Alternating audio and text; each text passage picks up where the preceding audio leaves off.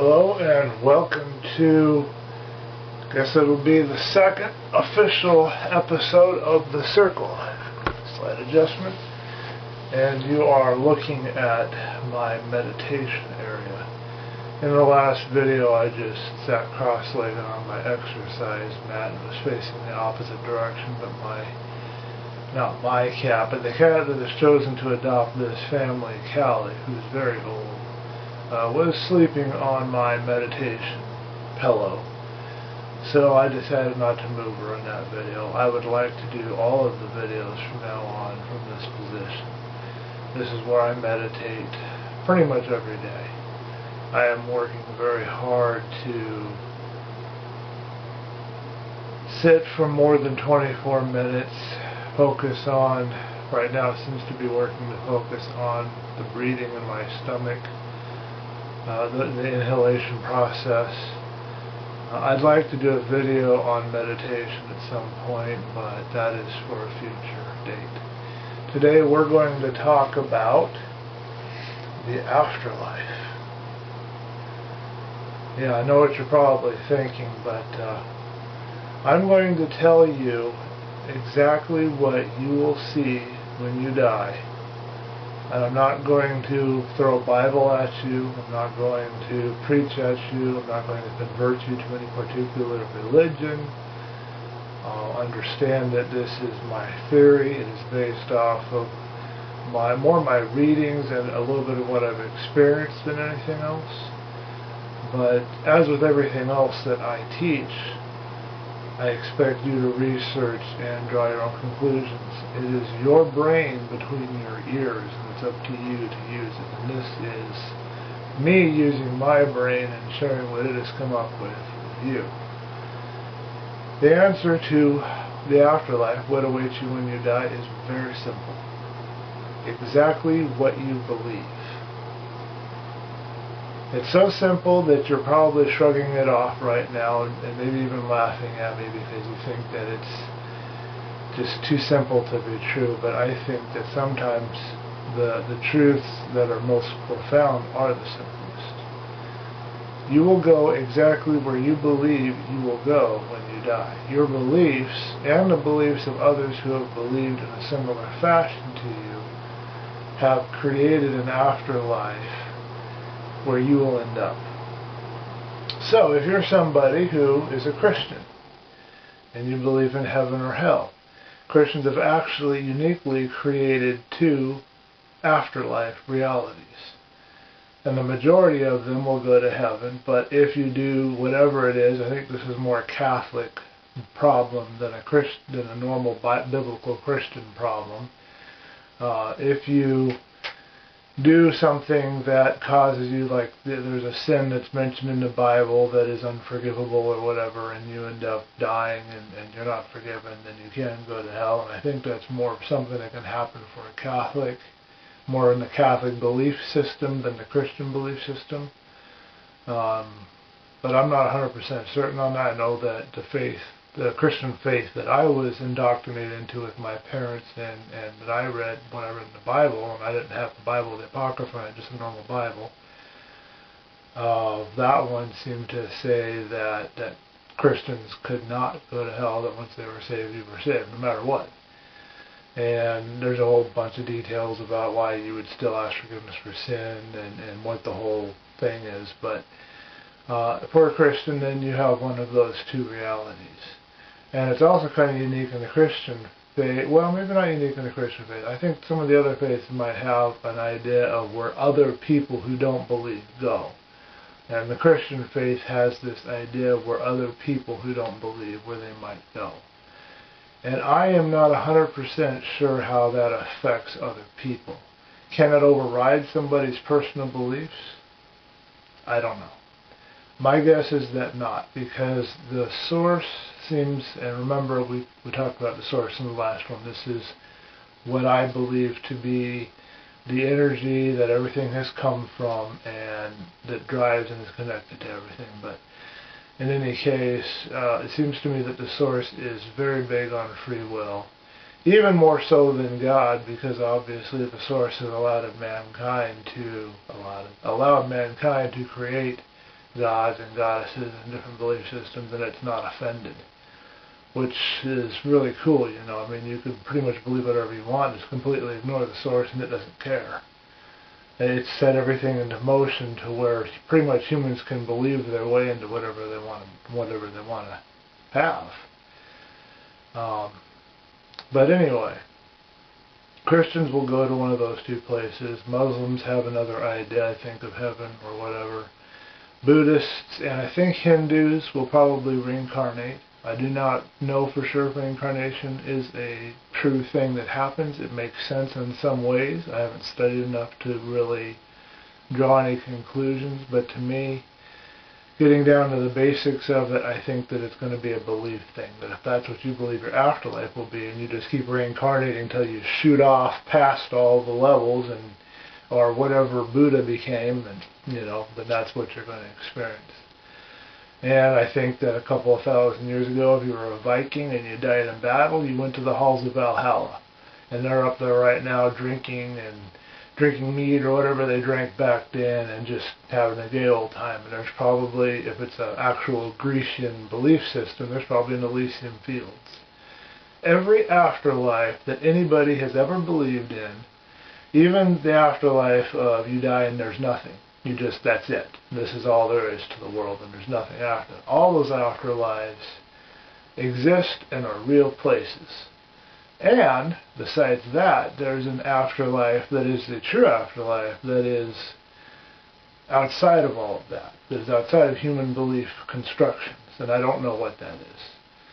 I would probably refer to it as returning to the source, or wherever the source is, or the highest level of vibration. I don't know. We'll talk about what vibrations mean here in just a second. This is a really complex kind of subject, even though it's a simple truth. I don't know how long it lasts. I don't believe that anybody who dies believing there's nothing afterwards just stays there in a state of suspended animation forever. I don't know. There has to be some kind of a time limit.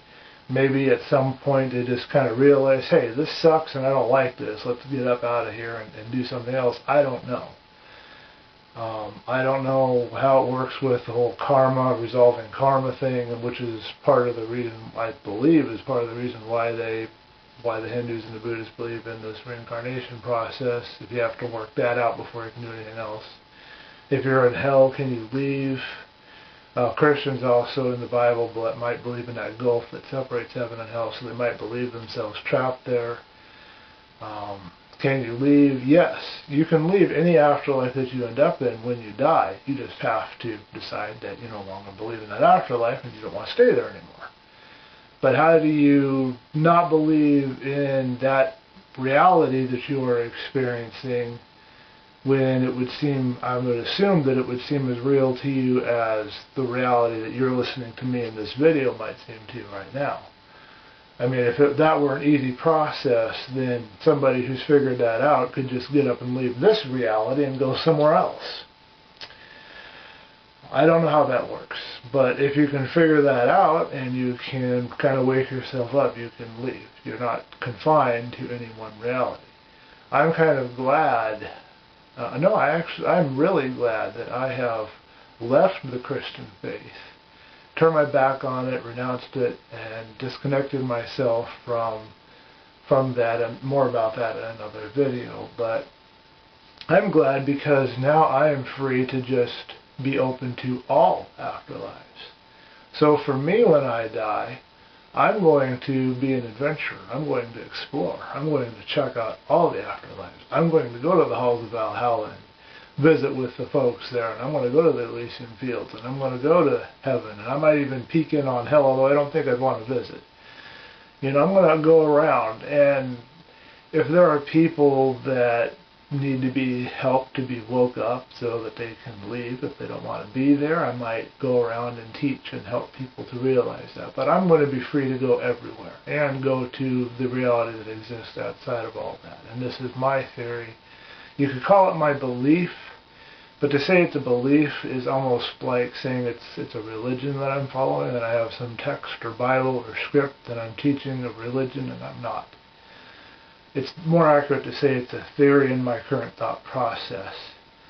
I'm trying to not create any, with the beliefs we create new realities, and I'm trying not to create this reality with any kind of human investment, but on the other hand, know that one person creating an afterlife for themselves, I don't know if it will work or not with just one person, but I know for sure that it's weaker than if there's more people.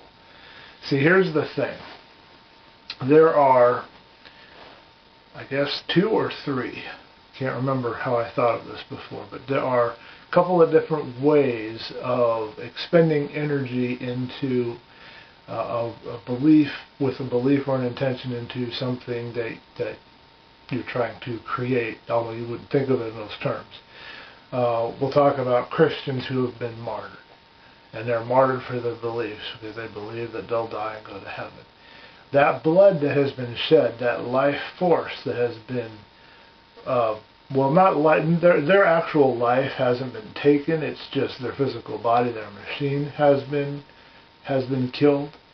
But the giving of that, and the energy that is expended in the giving of that, and the bloodshed, especially the bloodshed, that is one way to really cement and make a reality that you are believe in, to make it real. And another way to do this is also with sex, and there's a whole bunch of other things that this ties into, and I'll go into that later. And I have some personal experience on the sex side of it, but I've got to be careful about what I say. But those are 2 main ways that energy is expended that will cement.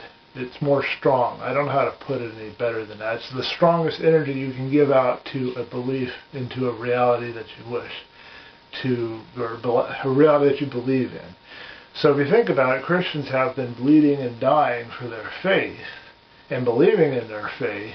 There's probably hundreds of thousands of Christians over time that have believed in heaven, hell, and all that they believe in, and thousands that have died for that.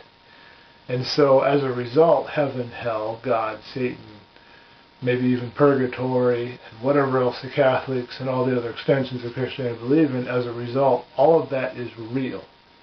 Okay? Now, you need to understand this. God is real.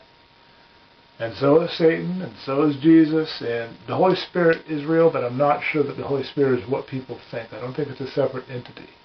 And again, that would be another video. But those things are all real. But they are only real because of all the people that have believed in them and have bled and died for them, and in some cases have had sex towards it. You've heard of people in cults and stuff that have had wild orgies in worshiping some deity or whatever. That's just another way to cement that thing that you believe in and to make that real. And the more people that do it, the stronger it is. And that's why the Christian afterlife realities are probably some of the strongest. I would assume that the Valhalla reality is probably also very strong. A lot of people have fought and died for that. And probably the Elysian Fields. Some of the more minor, obscure ones, maybe they're not so strong. Maybe they only last so long. Maybe once they're created, they're always there. I don't know. The next thing you need to understand is that these things exist in something that is sometimes referred to as the astral planes and is other times referred to as other things. And the astral planes is not there. It's not somewhere else. It is right here. What you need to understand is the earth is vibrating, and you and everything on the earth is vibrating at a low level. There's a lower level, reportedly, vibration that is where things that are of a, we would call it a more negative nature, a negative vibration, would exist. So that would be your hell, and there's supposedly an entire astral realm where it's just dark and there's things that just kind of feed off of you, and it's just an unpleasant place by all accounts. Now, I'm not talking about just 1 or 2 books. I have read probably a dozen books, from Albert Taylor, who was I think a NASA engineer, to Bruce Mullen, who's another engineer, to the one guy that everybody knows about when they talk about the afterlife stuff, Monroe. and there's Muldoon and Fox and Muldoon, I think, are the same person, and a whole bunch of other people, and they all seem to correlate. I even read one reality afterlife experience from a lady who's a Christian who got electrocuted, thrown through a wall, and was dead for 10 minutes. I think it was 10 minutes. Maybe it was more than that, but she recounted her experiences, and I noticed through the thread through all of these is pretty much the same experience. There's a really high level area where it's just feelings and sensations and colors and light, and it's just pure love. And my guess is if that is the highest area, then that is where the source is. If it's not the highest, then it's fairly close to where the source is. And then there's the low level that I think at the lower level is actually just above the earth level. And not above as in, because it's all one thing, but it's the next vibrational state up. You have to research science to understand this, but the molecules and stuff, the particles that make up your hand, the tree, this camera, everything else in the world around you that you consider to be physical and solid, it's actually moving around, and there are spaces in between. And you've seen Fringe has explored this a little bit too, with people making a device so they could walk through the wall, or turning solid matter into steam. Now yes, it's science fiction, but there were people writing stories, more specifically Jules Verne, among others, about going to the moon before anybody set foot on it. So science fiction is just scientific fact that we haven't reached yet. If we can imagine it or think about it, it's probably going to happen if it hasn't already. So if you can change your vibrational state of your body, you can literally go to other realities that are all in the same, they're all occupying the same space, but they're vibrating at different frequencies. That's the best way I can describe it, and I don't know how it all works. And the astral planes are vast.